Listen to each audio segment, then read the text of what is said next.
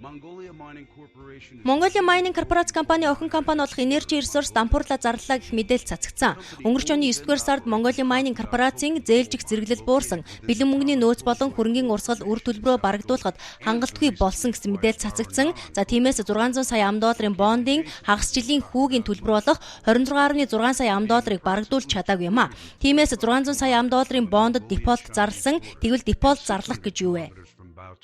Одоо Монголын засгийн газар бонд босгоод болоод байхад төр хувийн компани яагаад болдгоо? Эн чинь зах зээлийн эдийн засгийн ердөө зүгээр байдаг арга хэрэгсэл. Тэд нар чинь тэр зээлийнхээ одоо бүтцэд хэлцээд өөрчлөлт оруулаад дахиж зээл аваад одоо нөгөө зээлийн хүүгээ төлөөл зарим нь өөр үйл ажиллагаанд чи зүгээр бизнес байдаг илтэд одоо нийтэд нээлттэй явж байгаагаар бол буруудаад шүү дээ. Бусд нь мэдээлэл хэлэхгүй учраас одоо бүү мэд.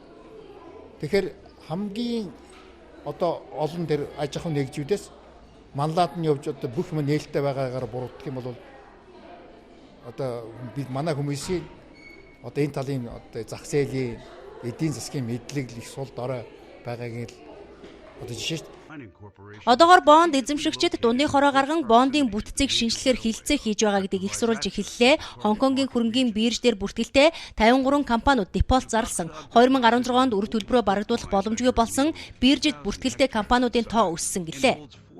Монгол яг нөөцийн хувьд бол ганц хэрэглэгчээс хамааралтай байсан учраас үндснээ нөөцийн уурхаанууд одоо өмнгийн говьс чүүч ажиллаж байна, мах одоо чүүч ажил бараг зогсож байна. Энержи одоо зогсоо дахиж жоохон эхлэх гэж байна. Моин код ингээд зогссон байна гэдэг. Ингээд тооцох юм бол нөөц бол ерөнхийдөө бүгд ингээд зогссон байж шээ. Mongolia Mining корпорацийн хувьцаа өнгөрөх сарын 29-ны байдлаар 37% унаж 3 Хонконг цент болсон. Energy Resource компанитай холбогдож лавлахад дефолт зарласан ч үйл ажиллагаа хэвийн үргэлжилж байгаа гэдгийг хэллээ. За олон улсын хөрөнгийн бирж дээр нөхцөл байдал эсрэгээрээ байгаагаас харуул тус компани тун удахгүй дампуурлаа зарлах эрсдэл үүсэж байгааг үгүйсэх аргагүй юм а. Mining at Ukhakudag commenced in 2009.